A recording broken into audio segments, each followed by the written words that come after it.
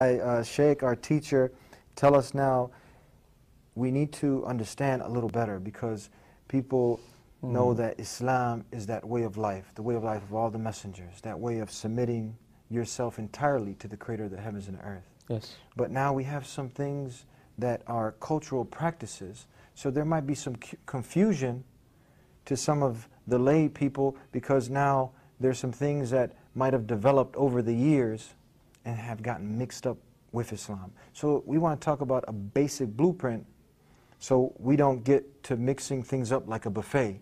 So what is culture and what is accepted with the normal cultures of society, and what is clear Islam, and what can mix and what can't mix. Let's talk about this for a second, Right. please.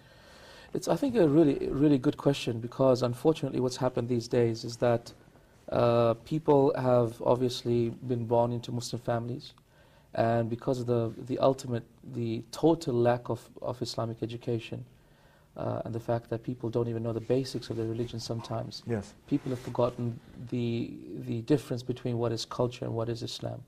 So we find, for example, the example is that in India, we know the Hindus, when they used to marry their daughters off, they had to give money to the husbands.